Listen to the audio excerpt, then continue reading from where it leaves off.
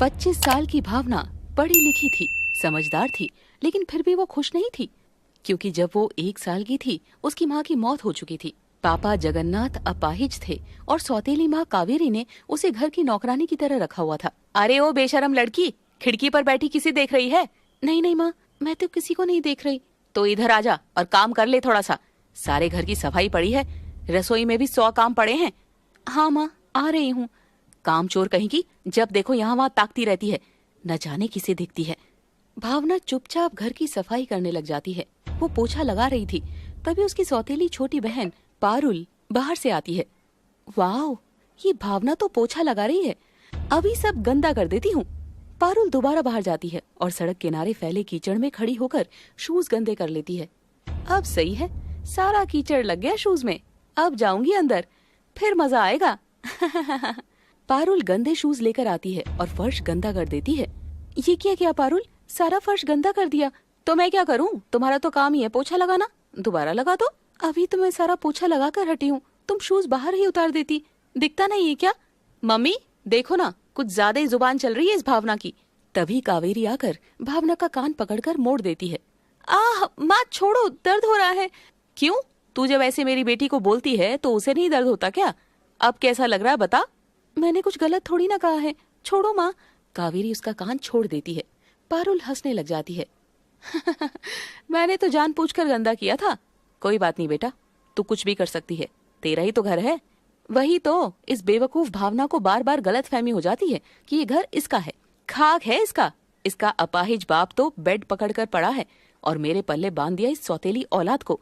आपने तो इतने साल तक इसे ऐसे ही पाल पोस कर बड़ा किया, देखो तो अब कैसा रंग दिखा रही है। लेकिन मैंने तो कभी कुछ बुरा नहीं किया किसी का। तू जिंदा है, यही बहुत बुरी बात है। जब मैं इस घर में तेरे बाप के साथ आई थी तभी तुझे मार देती तो अच्छा होता। तब 1 साल की थी, किसी को पता भी न लगता। और क्या तो मम्मी, आप भी ना बड़ी भोली रह गई। अभी आपके सिर्फ 2 ही सगे बच्चे होते, एक मैं और एक योगेश। बस मैं बेचारी भोली औरत, मुझे कुछ समझ ही नहीं आया। इस निकम्मी को भी अपना समझकर पाल लिया। चल हट रास्ते से। बेचारी भावना के साथ ये सब होना रोज का ही काम था। रोज ही उसे ताने मिलते थे और हर बार दुखी होकर वो अपने अपाहिज पापा के पास चली जाती थी। पापा, माँ ऐसा क्यों करती है मेरे साथ? बेटा दुखी मत हो, वक्त हमेशा एक जैसा नहीं रहता, सब ठीक हो जाएगा। मैं कभी कुछ बुरा नहीं कहती, कभी किसी का बुरा नहीं किया, न जाने कैसे कर्म है मेरे।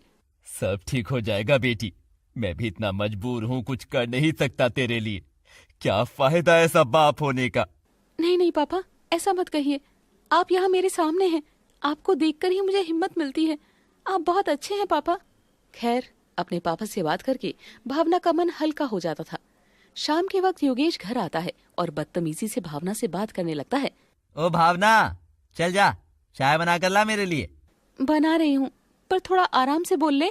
क्यों बोल लूं आराम से? तू लायक है क्या आराम से बोलने के? योगेश, मैं तुझसे कितनी बड़ी हूँ, बड़ी बहन हूँ तेरी। कोई बहन वहन नहीं है, सौतेली है तू, सौतेली समझी। पैदा होते ही तो अपनी माँ को खा गई। योगेश, जुबान संभाल कर बात कर। तभी वहाँ पर कावेरी और पारुल भी आ जाती है और कावेरी गुस्से में भावना के बाल पकड़ लेती है। तू जुबान संभाल कर बात कर मेरे बेटे से।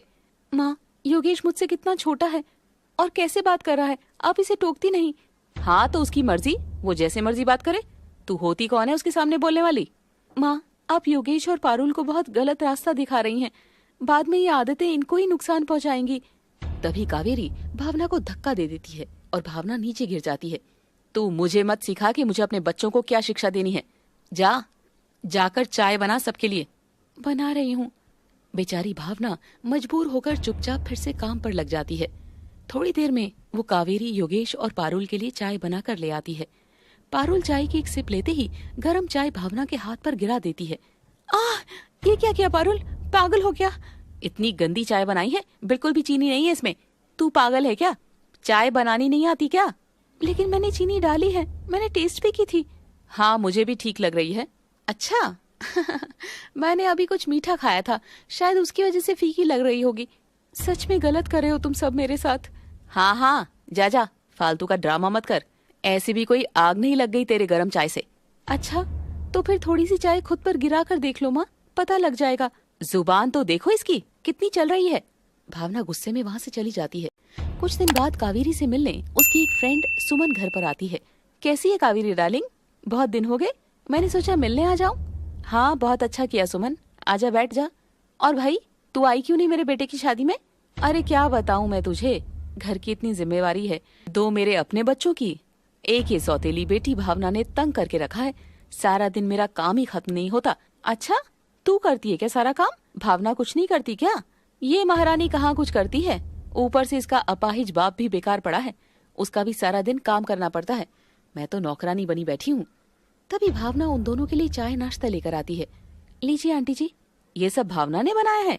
कहाँ इसने बनाया है, मैंने पहले ही बना कर रखा था, बस बना बनाया उठा कर ले आई है। भावना जानती थी कि कावेरी झूठ बोल रही है, लेकिन वो चुप रहती है। खैर भावना वहां से चली जाती है। अच्छा और बता, तू कब कर रही है अपने बच्चों की शादी? बस मैं भी देख रही हूँ, पहले ये भावना निकले घर से, फिर ये पारुल की शादी करूंगी। अभी मेरा योगेश तो छोटा है, 3-4 साल तक नहीं करूंगी। हाँ तो बेटियों की कर दे, मेरी बहू तो बहुत ही अच्छी आई है, तो ही ढूंढ दे पारुल के लिए कोई लड़का अच्छा सा, और इस भावना के लिए कोई भी गया गुजरा चल जाएगा। अच्छा और क्या, तो मुझे क्या लेना देना, ये किसी भी घर जाए, कहीं भी धक्के खाए, जिए या मरे, मेरी सगी औलाद थोड़ी है ये। कोई बात नहीं, मैंने तो खुद अपने बेटे के लिए शादी.com से लड़की देखी थी, तू भी वहीं देख ले, एक से एक घटिया और एक से एक बढ़िया रिश्ता मिलता है वहां पर। क्या घटिया भी मिलता है क्या?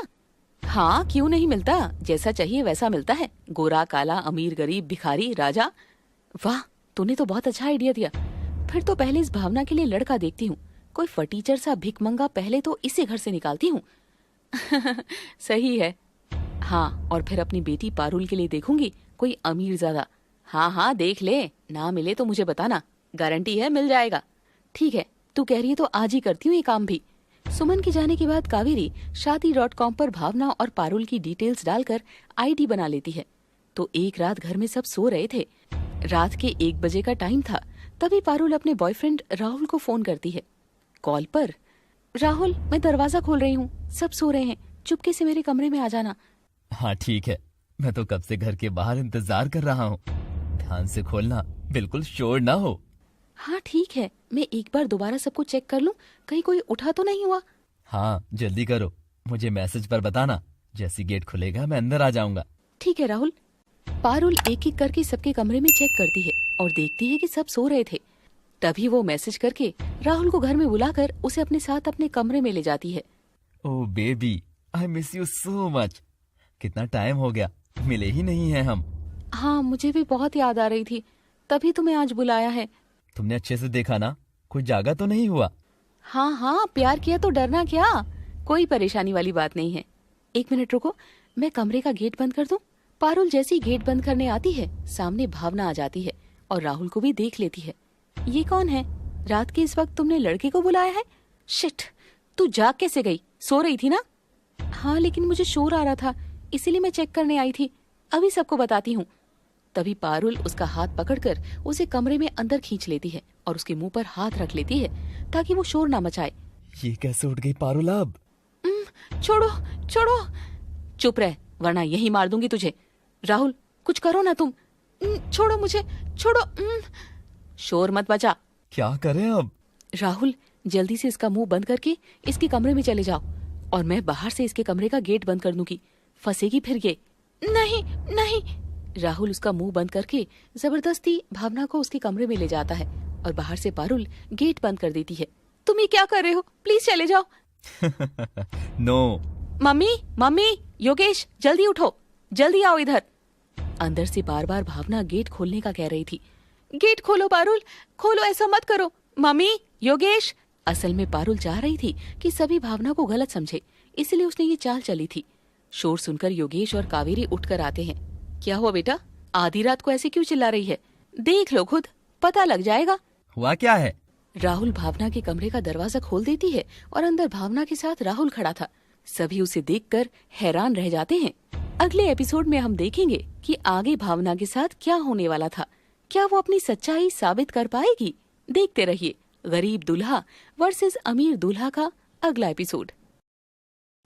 पिछले एपिसोड में आपने देखा कि कावेरी अपनी सौतेली बेटी भावना पर बहुत अत्याचार करती थी। उसकी सौतेली बहन पारुल और भाई योगेश उसे हर बार नीचा दिखाते थे।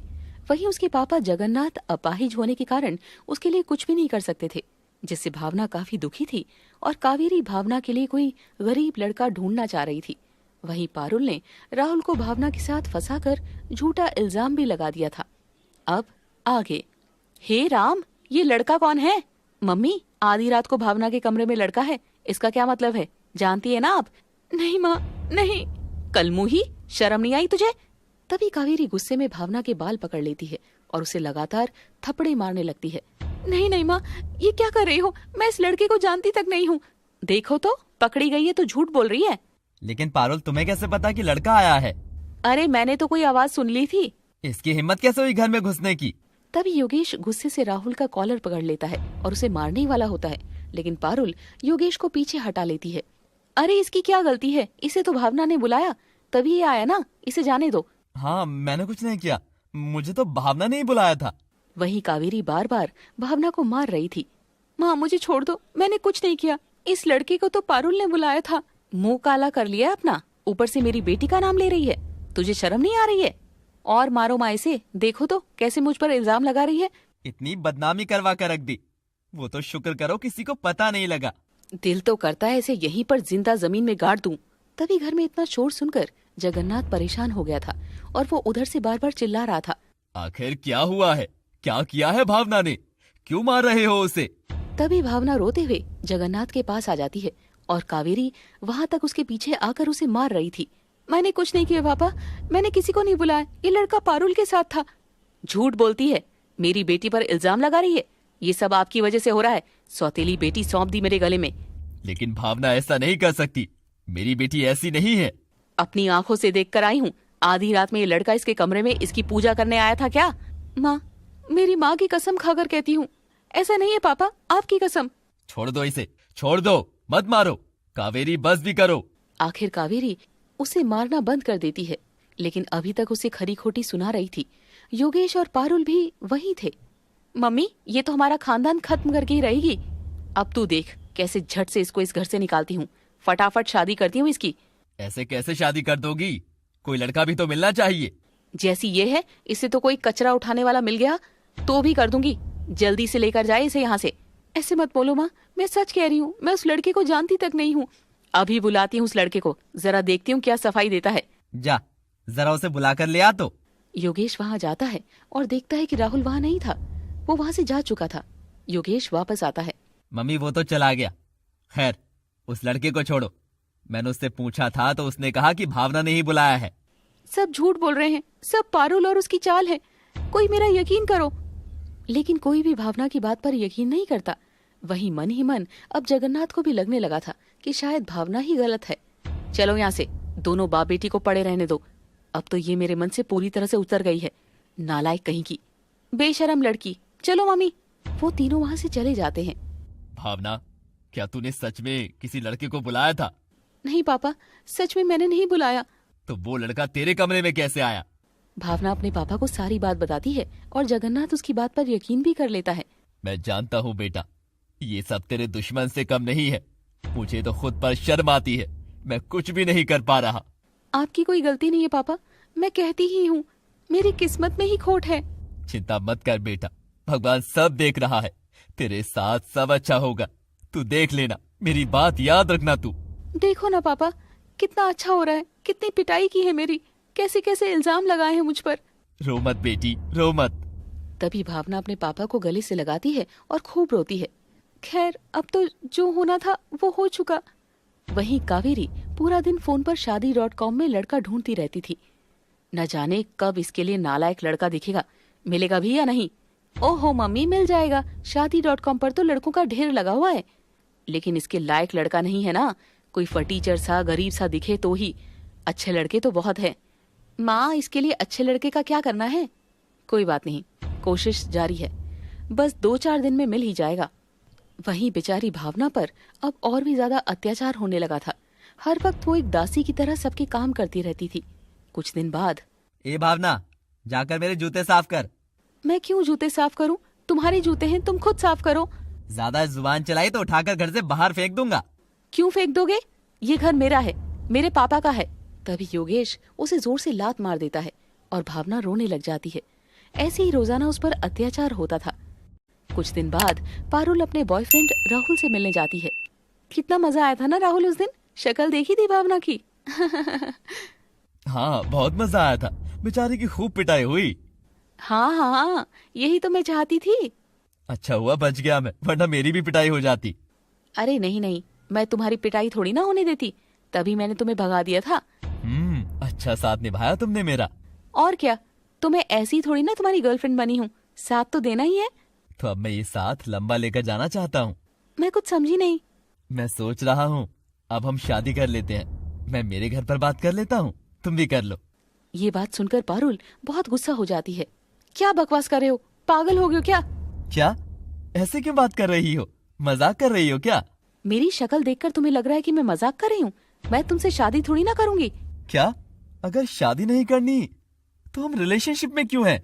टाइम पास के लिए। मेरा दिमाग थोड़ी ना खराब है जो मैं तुमसे शादी करूंगी। और अब तो मेरे घर वालों ने भी तुम्हें देख लिया है। तो वो सब बातें तो हम कैसे न कैसे हैंडल कर ही लेंगे। यार, मैंने जब से तुम्हारे साथ रिलेशनशिप शुरू किया तब से ही मैंने सोच रखा था कि मैं तुमसे शादी नहीं करूंगी। राहुल ये बात सुनकर बहुत हैरान हो जाता है। मुझे यकीन नहीं हो रहा, तुम इतनी स्वार्थी हो।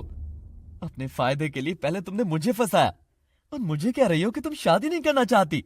हाँ, नहीं करना चाहती सो व्हाट। चलो ठीक है, अब तुम ज्यादा इमोशनल हो रहे हो। क्योंकि मैं तुमसे प्यार करता हूँ। तुम्हारे लिए मैंने कितना खतरा लिया। ज्यादा बक मत करो। आज से हमारा रिश्ता यही खत्म हुआ। मुझे दोबारा कांटेक्ट करने की कोशिश भी मत करना। ये तुम क्या कह रही हो? हमारा 3 साल पुराना रिश्ता है, तुम ऐसे नहीं जा सकती, प्लीज। उससे बात करते करते राहुल रोने लग जाता है। ऐसे मत करो, मुझे मत छोड़ो पारुल, मैं तुमसे प्यार करता हूँ। गो टू हेल यार, प्यार व्यार कुछ नहीं होता। तुम जैसे लड़के से शादी थोड़ी ना करूंगी। तुम सिर्फ मेरा टाइम पास थे। अब बाय। पारुल गुस्से में वहां से चली जाती है और राहुल बेचारा बहुत दुखी हो गया था। खैर, अब पारुल ने रिश्ता तोड़ दिया था। कुछ दिन बाद कावेरी को शादी.com पर एक लड़की की प्रोफाइल दिखाई देती है। अरे देख तो पारुल, ये लड़का कैसा लग रहा है इस भावना के लिए। मम्मी, शक्ल तो ठीक है, पर ये तो 12th तक पढ़ा है और इसकी मंथली इनकम भी 15,000 है। हाँ तो और क्या चाहिए, 15,000 भी ज्यादा है। इसमें कुछ भी नहीं आता। तो वही तो, इस भावना को कुछ भी तो नहीं देना। मुझे तो यही सही लग रहा है। हाँ मम्मी, बात करो, जल्दी से रिश्ता पक्का करो, शादी करो, निकालो इसको यहाँ से। अरे रुक जा कुछ दिन, इसके लिए पक्का करती हूँ। फिर देख तेरे लिए कैसा शानदार बढ़िया लड़का ढूंढती हूँ। शादी एक साथ कर लेंगे, खर्चा बचेगा। हाँ मम्मी, ये भी सही है। वही तो, थोड़े बहुत पैसे मेरा भाई दे रहा है, बाकी तेरे पापा की रिटायरमेंट से आ रहे हैं। तू भी अभी छोटी मोटी प्राइवेट जॉब ही कर रही है, इतने पैसे कहाँ हैं? हाँ मम्मी, ये लड़का भावना के लिए ठीक है, गरीब है, मेरे लिए देख लो अच्छा सा। ठीक है बेटा। कावेरी ने भावना के लिए एक गरीब लड़का पसंद किया था और अब वो अपनी बेटी पारुल के लिए लड़का देख रही थी। तो उसी शाम कावेरी जगन्नाथ के पास जाती है। मैंने भावना के लिए लड़का देखा है, 15,000 सैलरी है, 12वीं पास है। ये कैसा लड़का देखा है? भावना तो इतनी पढ़ी लिखी है, और भला इतनी कम सैलरी में आजकल होता क्या है? तो और क्या चाहते हो, राजकुमार आएगा इसके लिए? आप चुपचाप बेड पर पड़े रहो। ऐसे मत करो मेरी बेटी के साथ, उसकी जिंदगी क्यों खराब कर रही हो? भावना कितनी अच्छी है। ज्यादा बकवास तो करो मत आप। मैंने जो पसंद कर लिया सो कर लिया। आपको ज्यादा प्रॉब्लम है तो खुद खड़े हो जाओ अपने पैरों पर। जाकर ढूंढ लो अपनी लड़की के लिए राजकुमार। अगर मैं कुछ कर सकता तो जरूर करता, मैं तो मजबूर हूँ। कावेरी, मैं हाथ जोड़ता हूँ, मेरी बेटी के साथ ऐसा मत कर। चुप करो, आए बड़े मुझे समझाने वाले। कावेरी भी गुस्से में वहाँ से चली जाती है और जगन्नाथ बहुत दुखी था कि कावेरी ने भावना के लिए ऐसा लड़का पसंद किया था। उसी रात 11 बजे उनके दरवाजे पर कोई पत्थर फेंकने लग जाता है और सभी चौंक जाते हैं। कावेरी, योगेश, पारुल अपने कमरे से हॉल में आ जाते हैं। हे भगवान, इस वक्त कौन है? कोई खतरा ही है। रात के 11 बजे कौन उनके घर पर पत्थर फेंक रहा था? और क्या भावना का उस लड़के के साथ रिश्ता तय हो पाएगा? क्या यही लिखा था भावना की किस्मत में? देखेंगे हम गरीब दूल्हा वर्सेस अमीर दूल्हा के अगले एपिसोड में। पिछले एपिसोड में आपने देखा कि भावना के साथ राहुल का नाम जोड़कर पारुल ने उसे फंसा दिया था और सभी भावना को गलत समझ रहे थे। लेकिन जगन्नाथ जानता था कि उसकी बेटी गलत नहीं है। वहीं कावेरी ने शादी.com पर भावना के लिए कोई गरीब लड़का पसंद किया था और अब वो पारुल के लिए लड़का ढूंढ रही थी। अचानक एक रात को उनके घर पर कोई पत्थर फेंकने लग जाता है और सभी उठकर आ जाते हैं। अब आगे शोर सुनकर जगन्नाथ भी जाग जाता है और भावना भी वहाँ आती है। ये क्या हो रहा है माँ? तू जाकर देख ले बाहर क्या हो रहा है। आई बड़ी हीरोइन। मम्मी, इस भावना को ही बाहर भेज दो, कोई हमला करेगा तो इस पर ही कर देगा। मम्मी, मुझे तो लग रहा है कोई गुंडा है। फिर तो पुलिस को बुला लेना चाहिए। तभी भावना खिड़की से देखती है कि बाहर राहुल खड़ा था और चिल्ला रहा था, माँ ये तो वही लड़का है। चुड़ैल, तूने ही बुलाया होगा। नहीं माँ। तभी कावेरी एक डंडा उठाकर दरवाजा खोलती है और जाकर राहुल को पीटने लग जाती है। योगेश भी उसे मारता है। छोड़ो मुझे, धोखेबाज कहीं की ये लड़की। तेरी हिम्मत कैसे हुई? हमारे घर पर पत्थर फेंक रहा है। हाँ, पीटो इसे, ये राहुल तो है इसी लायक। तुम्हें इसका नाम कैसे पता? वो छोड़ो मुझे, मैं मार दूंगा सबको। छोड़ दो मेरे को। ये ऐसे नहीं मानेगा पारुल, जल्दी से पुलिस को बुला। नहीं नहीं, पुलिस को मत बुलाओ, मैं चला जाऊंगा। ले जा इस भावना को भी अपने साथ, दिमाग खराब कर रखा है, इसी के पीछे आया है ना। नहीं नहीं, मैं तो भावना को जानता तक नहीं हूँ। पारुल मेरी गर्लफ्रेंड है, इसी के पीछे आया हूँ। ये बात सुनकर कावेरी और योगेश बहुत हैरान हो जाते हैं और पारुल घबरा जाती है। योगेश समझ गया था कि पारुल ने जानबूझकर भावना को फंसाया था। नहीं नहीं मम्मी, ये झूठ बोल रहा है, जरूर इन दोनों की चाल होगी मुझे फंसाने के लिए। झूठी? उस दिन मुझे फंसा दिया ताकि खुद बच जाए और मुझे छोड़कर चली गई। ये लड़का क्या बोल रहा है पारुल? मम्मी ये झूठ बोल रहा है। तू झूठ बोल रही है पारुल, तेरी शक्ल देख, तेरा रंग उड़ा हुआ है चेहरे का। मैंने कहा था ना माँ कि ये लड़का पारुल के पीछे आया है। उस रात भी मैं पारुल से मिलने आया था और भावना को फंसाने के लिए पारुल ने मुझे इसके कमरे में भेज दिया था। राहुल, तू चला जा यहाँ से, मैं अपने आप अपनी बेटी को संभाल लूंगी। आज के बाद यहाँ नजर मत आना, वरना तेरी टांगे तोड़ दूंगा। राहुल फिर से घबराकर वहाँ से चला जाता है और वहीं सब अंदर आ जाते हैं। योगेश अब पारुल पर गुस्सा कर रहा था। देखा मम्मी, कितनी होशियार है ये पारुल। चुप कर, अपनी बहन को फंसा रहा है। जो हो गया उसे भूल जा, हमें ये बात फैलानी नहीं है। और क्या, तो अकल ही नहीं है इस योगेश में। मैं तो कब से भावना को ही गलत समझ रहा था, मुझे क्या पता था ये पारुल इतनी चालू है। अरे ऐसे कैसे बोल रहा है, ये तेरी सगी बहन है। भावना तो फिर भी सौतेली है।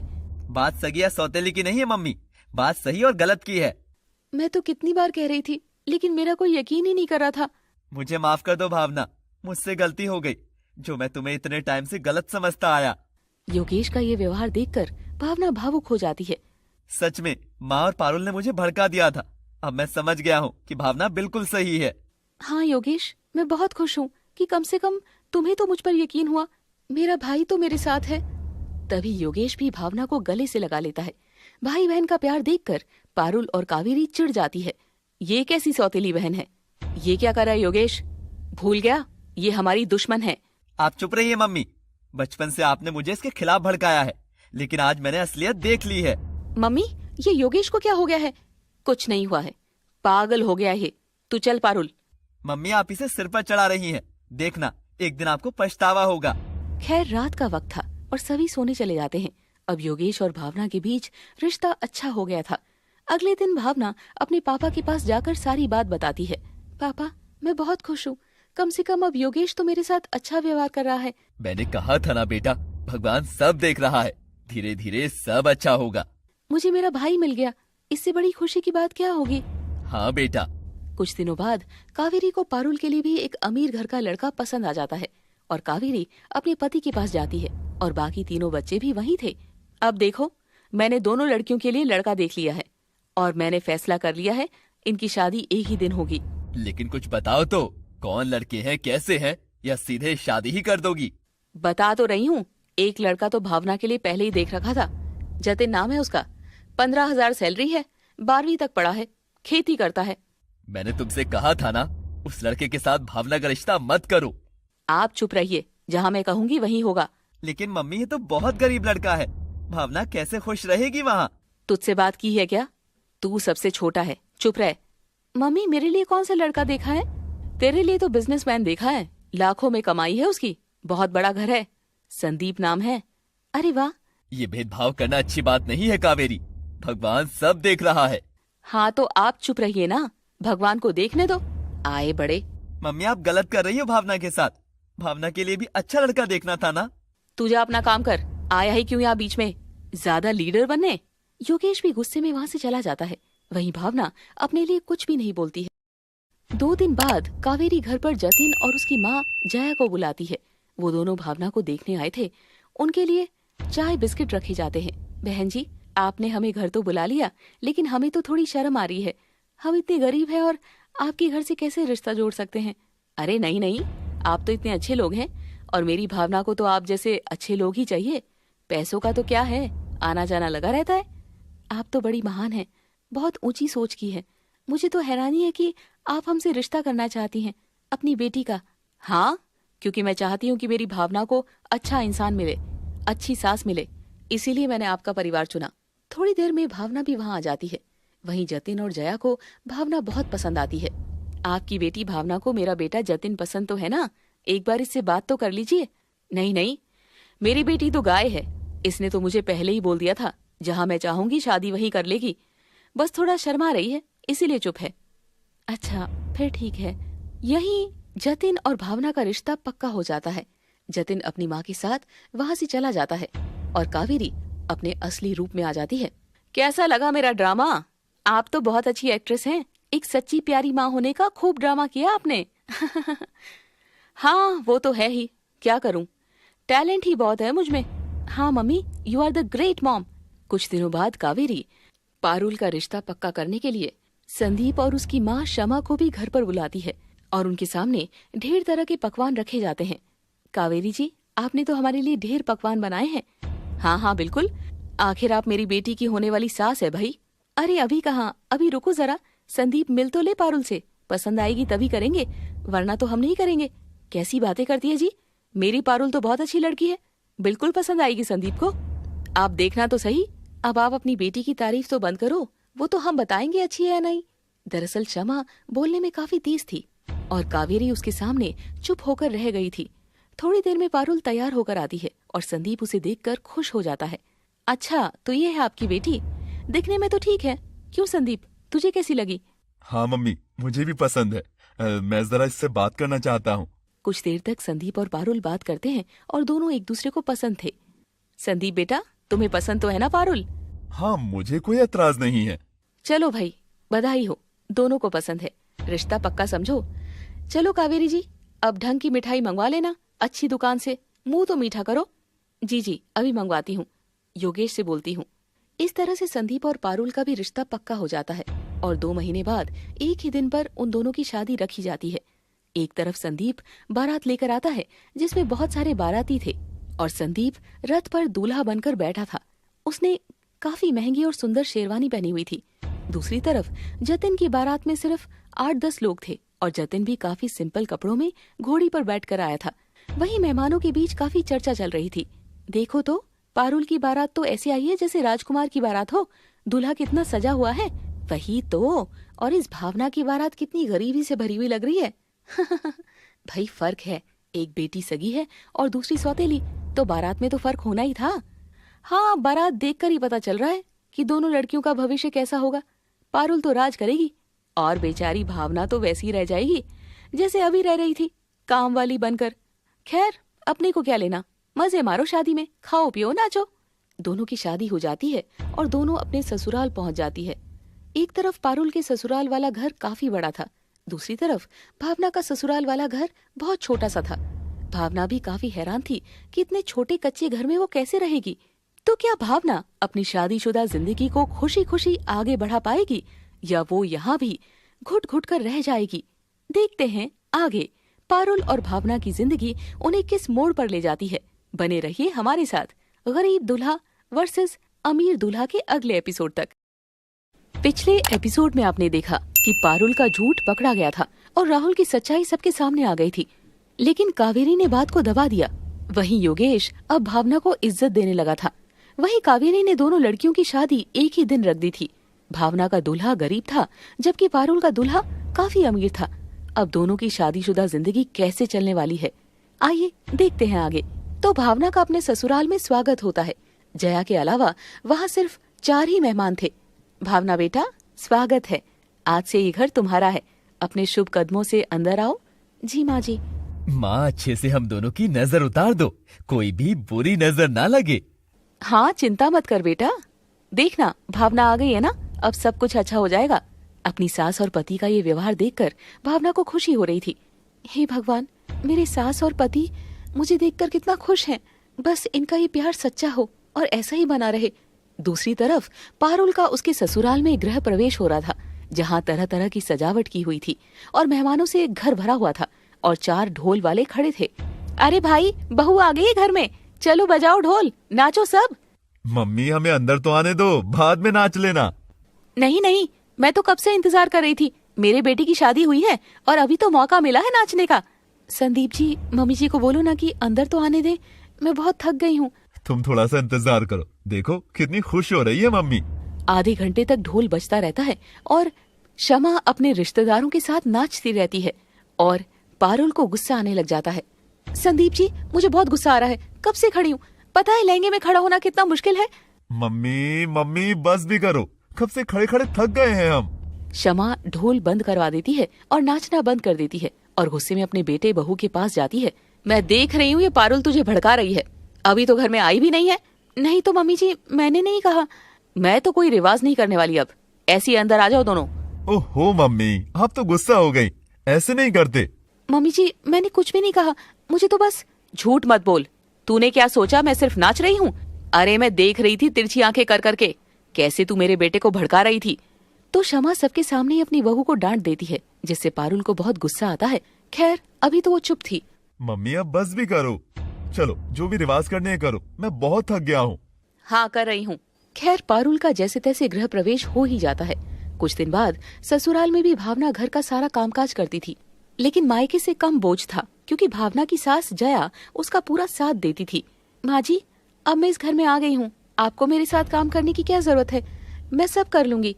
हाँ बेटा, मैं जानती हूँ तू सब कर लेगी, तू तो बहुत अच्छी है, लेकिन मैं अभी इतनी भी बूढ़ी नहीं हुई हूँ।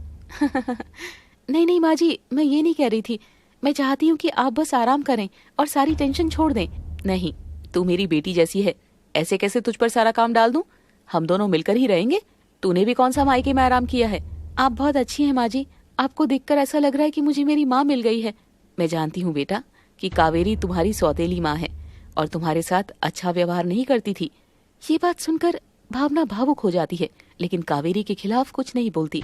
नहीं माँ जी, वो मेरा ख्याल रखती थी। मुझे पता है तू कावेरी के खिलाफ कुछ नहीं बोलेगी, लेकिन अब तुझे तेरी माँ जैसी एक माँ मिल गई है, मुझे सास मत समझना। तभी भावना अपनी सास को गले से लगा लेती है और भावना को बहुत खुशी हो रही थी क्योंकि उसका पति जतिन भी उससे उतना ही प्यार करता था। पापा सही कहते थे, भगवान मेरे साथ सब अच्छा ही करेंगे। मुझे कितनी अच्छी सास मिली है और कितना अच्छा पति है। इन दोनों का प्यार पाकर तो ऐसा लगता है मुझे सब मिल गया है। वहीं दूसरी तरफ पारुल का हाल बिल्कुल इसके उलट था क्योंकि संदीप अपने बिजनेस में हर वक्त बिजी रहता था। वहीं उसकी सास शमा बहुत चालाक थी। क्यों रे पारुल, तुझे घर का काम आता नहीं है क्या? ये तूने कैसी सब्जी बनाई आज? मम्मी जी, मैं तो कभी घर पर सब्जी रोटी बनाती ही नहीं थी, यहीं आकर बनानी पड़ रही है। तो ये ससुराल है तेरा, यहाँ तो काम करना ही पड़ेगा। मैंने तो सोचा था कि यहाँ हर काम का नौकर होगा, इतने बड़े घर में तो होते ही हैं। रसोई में थोड़ी नौकर रखेंगे, ये तो बहू का काम है। घर की बहू बेटियां ही करती है रसोई का काम। अच्छा तो कोई बात नहीं, मैं धीरे धीरे सीख जाऊंगी, आप सिखा देना। क्यों भाई, मैं क्यों सिखाऊं? यूट्यूब है, तेरी माँ है, सीख कर आना था। पता है जब शादी हो रही है तो क्यों नहीं सीखा? मम्मी ने तो इसीलिए बड़े घर में शादी की ताकि मैं आराम से रह सकूं। ओह अच्छा, तो तू ये कह रही है कि तुझे आराम नहीं मिल रहा, हम तुझे तंग कर रहे हैं? यही होता है छोटे घर की लड़की ले लेते हैं तो। मम्मी जी, आप मेरे घर के बारे में क्यों बोल रही हैं? ज्यादा जुबान मत चला, आई बड़ी, जाकर ढंग की सब्जी बनाना सीख ले पहले, फिर बात करना मुझसे। क्षमा की जुबान के सामने पारुल की भी जुबान छोटी पड़ जाती थी। वहीं संदीप रात 11 बजे घर आता है और पारुल मुंह फुलाए बैठी थी। ये कोई टाइम है क्या संदीप जी घर आने का? मुझे तो आप टाइम ही नहीं दे रहे हो। नहीं नहीं पारुल, ऐसी बात नहीं है, आजकल किसी डील में बिजी हूँ, बस कुछ दिन ही ऐसा चलेगा। रहने दो, नई नई शादी हुई है, आपको दिखता ही नहीं। टाइम नहीं था तो शादी क्यों की? आपको पता है ना कि पत्नी को टाइम देना होता है। ओहो मेरी जान, मुझे माफ कर दो, तुम्हें दिन भर फोन तो करता हूँ ना बार बार। फोन करने से क्या होता है, और भी 100 जरूरतें होती है, कोई बात करनी होती है। घर पर आते हैं थके हारे और आते ही सो जाते हैं। अच्छा अभी मैं नहीं सो रहा, बताओ क्या बात है? कोई बात नहीं, अब सो जाओ, आपको तो अभी 2 मिनट में खरांटे आने लग जाएंगे। अरे परेशान क्यों हो रही हो? तुम जानती हो ना मैं तुमसे कितना प्यार करता हूँ, तुमको ऐसे परेशान नहीं देख सकता। रहने दो, आप कोई प्यार व्यार नहीं करते, टाइम तो दे नहीं सकते। बस कुछ दिन रुक जाओ, एक आध महीना बस। क्या 1 महीना? हे भगवान, 1 महीने में तो न जाने क्या ही हो जाएगा। क्या मतलब? क्या हो जाएगा? नहीं कुछ नहीं, चलो आप सो जाओ। थोड़ी देर में संदीप को नींद आ जाती है। वहीं पारुल अभी तक फोन चला रही थी और ऐसे में उसको अपने बॉयफ्रेंड राहुल की याद आने लग जाती है। इससे अच्छा तो राहुल था, जब भी मुझे बात करनी होती थी अवेलेबल रहता था। ये संदीप तो बात तक नहीं करता। पारुल अपने फोन में राहुल का इंस्टाग्राम खोलकर उसकी फोटो देखने लग जाती है और उसे रिक्वेस्ट भी भेज देती है। कुछ दिनों बाद भावना देखती है कि आजकल जतिन खेतों से थका हारा घर आ रहा था, तो वो परेशान हो जाती है। जतिन जी, क्या बात है, आजकल आप बहुत थक हार कर आते हैं। हाँ भावना, आजकल थोड़ा बीज बोने का काम चल रहा है तो काफी मेहनत हो जाती है, थक जाता हूँ। अच्छा, तो आप ये खेती करना छोड़ दीजिए ना। नहीं भावना, मुझे तो बस यही काम आता है। क्या करूँ, बचपन में ही पापा की मौत हो गई थी, पढ़ाई लिखाई ज्यादा कर नहीं पाया तो खेती ही सीख ली। ये काम छोड़कर कुछ और कर लेंगे हम। आप इतनी मेहनत करते हैं, इतना थक जाते हैं, आपको परेशान देखकर मुझे अच्छा नहीं लगता। मैं समझ सकता हूँ, लेकिन और क्या करें? आप चिंता मत कीजिए, मैं कुछ सोचती हूँ, हम दोनों मिलकर कुछ कर लेंगे।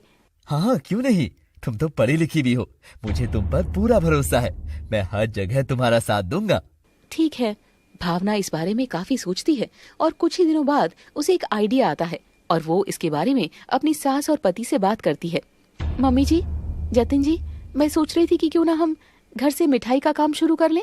अच्छा, लेकिन कौन लेगा हमसे मिठाई और कैसे बनाएंगे? लोग लेंगे, मैं बहुत अच्छी मिठाई बनाती हूँ, एक बार कोशिश करनी तो बनती है ना। हाँ, तुम कहती हो तो कर लेते हैं। देखना, हमारा काम खूब चलेगा, फिर आपको मेहनत भी नहीं करनी पड़ेगी। भावना के साथ उसकी सास और पति मिलकर घर से ही लड्डू और बर्फी बनाने का काम शुरू करते हैं और जया मोहल्ले में इस काम के बारे में सबको बता देती है। धीरे धीरे भावना से कुछ लोग मिठाई लेने भी आते हैं और 2 ही महीनों बाद देखते ही देखते उसकी काफी मिठाई बिकने लग जाती है। देखा मम्मी जी, आजकल तो कितने ग्राहक आते हैं। हाँ भावना बेटा, मैं बहुत खुश हूँ, आजकल तो खूब ऑर्डर मिलने लगे हैं, काफी मिठाई बनती है। हाँ भावना, तुम तो बहुत किस्मत वाली साबित हुई हम सबके लिए। इतनी कमाई तो मैं खेती में भी नहीं कर पाता था। हाँ, अभी कल ही मुझे एक शादी की मिठाई बनाने का ऑर्डर मिला है। बहुत काम पड़ा है माँ जी, लगता है रात भर जागना पड़ेगा। अरे वाह, मुझे तो नींद ही नहीं आएगी, अभी से बनाना शुरू कर देते हैं। तो इस तरह से भावना का ये बिजनेस काफी बढ़ जाता है और देखते देखते वो एक मिठाई की दुकान भी खोल लेते हैं और धीरे धीरे उनके पास पैसे भी आने लगते हैं। भावना, मुझे तो यकीन भी नहीं हो रहा कि हमारी एक मिठाई की दुकान भी है। अरे अरे, यकीन करो, ये हमारी दुकान है। सच में, मैंने कभी नहीं सोचा था, मुझे लगा हम एक झोपड़ी में ही रह जाएंगे। हाँ माँ, मैंने भी यही सोचा था कि मजदूरी करते करते ही ये जिंदगी निकल जाएगी मेरी। लेकिन देखिए, अब ऐसा नहीं है, भगवान ने हमारा कितना साथ दिया है। अच्छी नीयत से काम करते हैं तो भगवान भी पूरा साथ देते हैं। भावना बेटी, तू तो लक्ष्मी बनकर आई है। यूं ही 2 महीने बीत जाते हैं। भावना अपने मायके में भी जाती है, जहाँ योगेश और जगन्नाथ उससे मिलकर बहुत खुश थे, लेकिन कावेरी उससे बात नहीं करती। कुछ दिन बाद, जतिन जी, मुझे बाजार से थोड़ा सामान लेकर आना है, क्या आप मेरे साथ चलेंगे? फिर पीछे दुकान कौन संभालेगा? आज तो माँ भी घर पर नहीं है, या तो मैं ले आता हूँ या तुम ले आओ। नहीं नहीं, मुझे मेरा ही सामान लेना है। चलो, आप दुकान का ध्यान रखना, मैं थोड़ी देर में आती हूँ। ठीक है भावना। भावना सामान लेने के लिए बाजार चली जाती है। बाजार में वो देखती है कि पारुल राहुल के साथ कार में बैठकर जा रही थी। पारुल भी भावना को देख लेती है और घबरा जाती है। तो आखिर पारुल दोबारा राहुल के साथ कैसे और क्यों आ गई थी? और क्या भावना अपनी सौतेली बहन के लिए कुछ करेगी या उसे यूं ही नजरअंदाज करके चली जाएगी? देखते रहिए गरीब दुल्हा वर्सेस अमीर दुल्हा का अगला एपिसोड। पिछले एपिसोड में आपने देखा कि भावना अपने गरीब ससुराल में भी बहुत खुश थी। वहीं पारुल अपने ससुराल में परेशान थी क्योंकि उसकी सास उसे ताने मारती थी और संदीप बिजनेस में इतना बिजी था कि पारुल को टाइम नहीं दे पाता था। वहीं कुछ समय बाद भावना ने अपनी मेहनत से मिठाई की दुकान भी खोल ली थी और अब उनकी गरीबी भी दूर हो गई थी। तभी एक दिन भावना बाजार में पारुल और राहुल को एक साथ देख लेती है और वो काफी चौंक गई थी। अब आगे पारुल को राहुल के साथ देखकर भावना यही सोचती रहती है कि पारुल आखिर फिर से राहुल के साथ क्यों आ गई थी। शाम के वक्त वो पारुल को फोन करती है कॉल पर। मुझे क्यों फोन किया है भावना? तुम जानती हो मैंने क्यों फोन किया है? हाँ, तुम यही कहना चाहती हो ना कि मैं राहुल के साथ क्या कर रही थी? ये वो। हाँ, तुम क्यों दोबारा राहुल से बात करने लगी हो? तुम्हारी शादी तो हो चुकी है पारुल। तो क्या करूं? मेरी सास मुझसे नफरत करती है और संदीप के पास तो मेरे लिए टाइम ही नहीं है। आखिर मेरा भी तो मन करता होगा किसी से बात करने का। तो इसका मतलब ये थोड़ी ना है कि तुम एक्स्ट्रा मैरिटल अफेयर चलाओगी। तुम्हें संदीप को समझाना चाहिए। मुझे ज्यादा ज्ञान मत दो और मेरी पर्सनल लाइफ में इंटरफेयर करने की जरूरत नहीं है, समझी? लेकिन तुम गलत कर रही हो पारुल। Just shut up. गुस्से में पारुल फोन काट देती है। लेकिन भावना को अपनी बहन की चिंता हो रही थी, इसीलिए वो पारुल के बारे में बात करने के लिए अपने मायके जाती है और कावेरी उसे देखकर नाक चढ़ा लेती है। तू क्यों आई अब? अभी थोड़े दिन पहले ही तो आकर गई थी। माँ, मुझे कुछ जरूरी बात करनी है। मुझे तेरे से कोई बात नहीं करनी। जा अपने बाप से बात कर ले जाकर। नहीं नहीं, पापा को इस बारे में कुछ पता नहीं चलना चाहिए। मैं बस आपसे बात करने आई हूँ। क्या है? बोल जल्दी और जल्दी जा यहाँ से। माँ, पारुल फिर से राहुल से बात करने लगी है। मैंने उसे समझाने की बहुत कोशिश की, लेकिन वो नहीं मानी। वो ऐसा क्यों करेगी? अब तो उसकी शादी हो गई है। यही तो मैंने उसे समझाया, कहीं कोई गड़बड़ ना हो जाए। माँ प्लीज आप उसे समझाइए। चल चल, ज्यादा ड्रामा मत कर। तुझे कौन सी परवाह है मेरी बेटी की? अब जा तू, मैं अपने आप समझा दूंगी उसे। ठीक है। भावना वहां से चली जाती है और कावेरी फोन करके पारुल को काफी समझाती है और पारुल इस बात से साफ मुकर जाती है। रात के वक्त संदीप ड्रिंक करके घर आता है। वो परेशान था क्योंकि उसे लगातार बिजनेस में काफी घाटा हो रहा था। बेटा, ये क्या हाल बना के रखा है? वाह, आज फिर पीकर आए हैं, बहुत अच्छी बात है। तो क्या करूं मैं पारुल, बिजनेस में इतना घाटा लग रहा है, कर्जे में डूब गया हूं मैं। ऐसे बिजनेस किस काम का जो आपको ही डुबो दे? ना तो आपकी बिजनेस लाइफ अच्छी चल रही है, ना ही पर्सनल लाइफ। सबको खो दोगे आप। ऐसा मत बोलो पारुल, मैं प्यार करता हूँ तुमसे। प्यार इसे कहते हैं? आपके पास मेरे लिए 1 मिनट भी नहीं है। आप तो बस नशे में हैं और अपने दुख में डूबे रहते हैं। अपने बेटे का ये हाल देखकर शमा भी बहुत दुखी थी और अब शमा का स्वभाव भी बदल गया था। पारुल, ऐसे क्यों बात करती है तू संदीप से? उसका हाल तो देख। मम्मी जी, ये आपकी वजह से हुआ। ना तो आपने मुझे प्यार दिया, ना ही अपने बेटे को संभाला। तू तो पत्नी है इसकी, तू क्यों नहीं साथ देती इसका? इसे देख देख कर मेरा तो दिल कांपता है। न जाने ये कैसे ठीक होगा। पहले तो पैसे कमाने के चक्कर में हर जगह हाथ पैर मार लिए, अब परेशानी तो होनी ही थी ना। इसे इतना घाटा लग गया है। हम पर तो दिन ब दिन कर्जा चढ़ता जा रहा है। गरीबी छा गई है। गरीबी आई है तभी तो अब ढल गई हैं, वरना आपने तो मेरा जीना हराम किया हुआ था। पारुल, ऐसे बात मत कर। अभी हमारे हालात बिल्कुल अच्छे नहीं हैं। अभी तक लोगों को कुछ पता ही नहीं है। बस बाहर से घर देखकर लोग सोचते हैं न जाने कितने पैसे वाले हैं। कोई बात नहीं, धीरे धीरे सबको पता लग जाएगा जब हम सड़क पर आ जाएंगे। दरअसल काफी दिनों से नुकसान होने की वजह से संदीप डिप्रेशन में चला गया था। साथ ही पारुल अब पूरी तरह से संदीप से दूर हो गई थी। ये लोग तो डूबेंगे, साथ ही मुझे भी ले डूबेंगे। मैं तो जल्दी से राहुल के साथ सेट हो जाती हूँ। कुछ दिन बाद संदीप फिर से पारुल से बात करता है, लेकिन पारुल बार बार उसे इग्नोर करती है। पारुल, क्या बात है?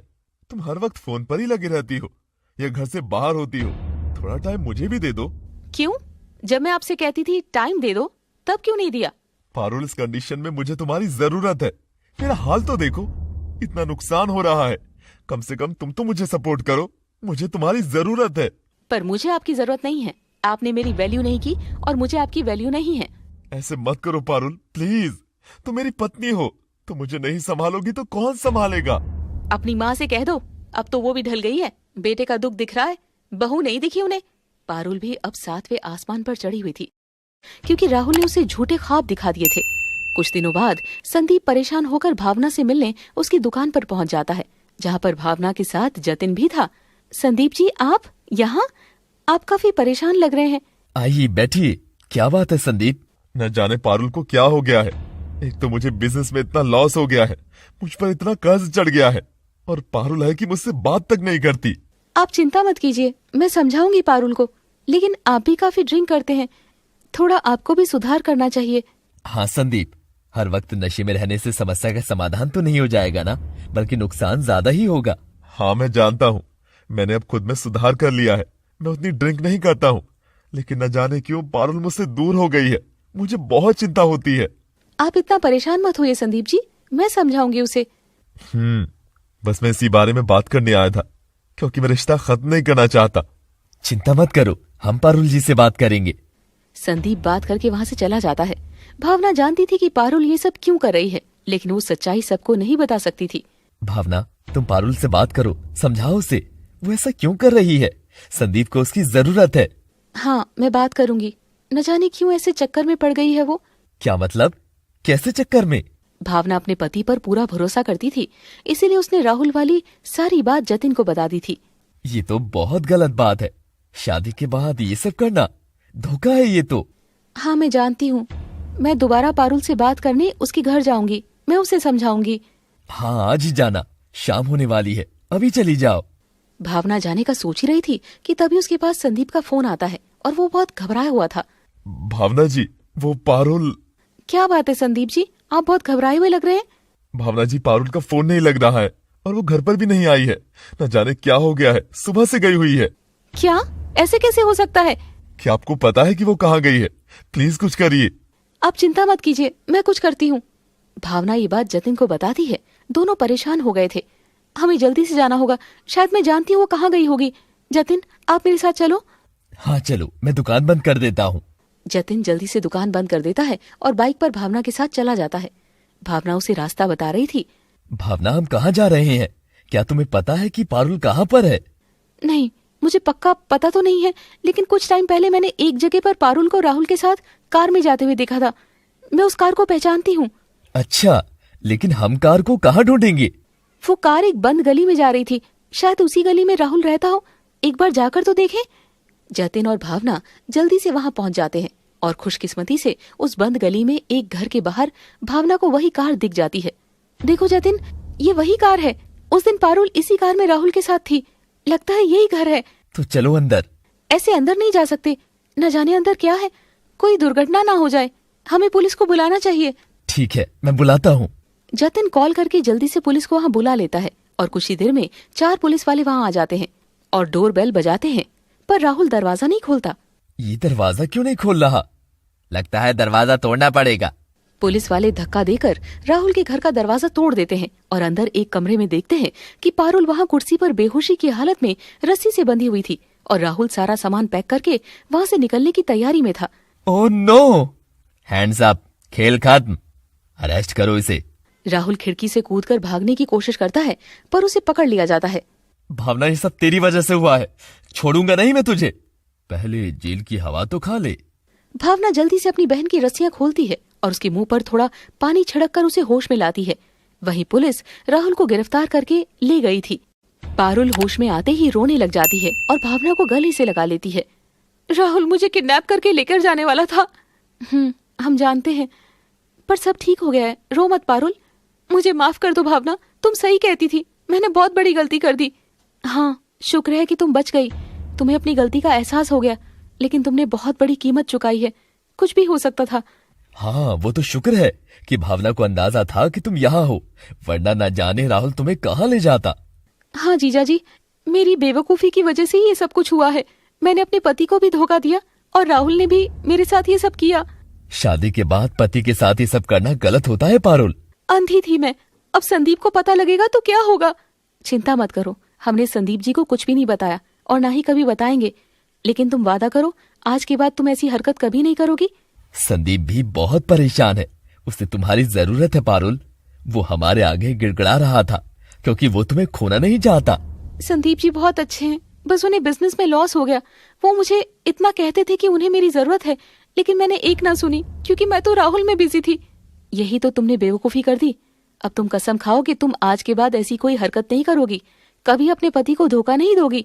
अगर बुरा वक्त देखकर हमारा जीवन साथी भाग जाए तो क्या फायदा ऐसे साथी का। भावना से कुछ सीखो, मैं भी कितना गरीब था, पर इसने सब ठीक कर दिया। अब तुम्हें भी संदीप जी का पूरा साथ देना है, सच्चे मन से। हाँ, मैं कसम खाती हूँ अब गलती नहीं करूंगी, पर आप कभी उनको इस बारे में मत पता लगने देना। चिंता मत करो, चलो हम तुम्हें घर ले चलते हैं। हाँ, और संदीप से कह देंगे कि तुम किसी फ्रेंड के यहाँ गई थी। अब झूठ तो बोलना ही पड़ेगा, वरना रिश्ता खत्म हो जाएगा। ये आखिरी गलती है, अब कुछ नहीं करूंगी।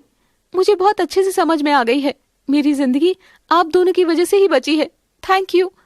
तो आखिर इतना सब होने के बाद पारुल को समझ में आ ही जाती है और वो पूरे मन से संदीप के पास वापस आ गई थी। भावना और जतिन ने भी पारुल की कोई भी बात नहीं बताई थी। पारुल अपने ससुराल में खुशी खुशी रहने लगी थी। खैर, अभी तो गरीबी का माहौल था, लेकिन वक्त के साथ सब सही हो रहा था। संदीप ने दूसरा काम भी करना शुरू कर दिया था। वहीं भावना और जतिन की जिंदगी पहले की तरह ही खुशनुमा चल रही थी। तो दोस्तों, कैसी लगी आपको हमारी ये स्टोरी? कमेंट बॉक्स में जरूर बताइएगा। Thanks for watching. Keep watching and don't forget to subscribe our channel.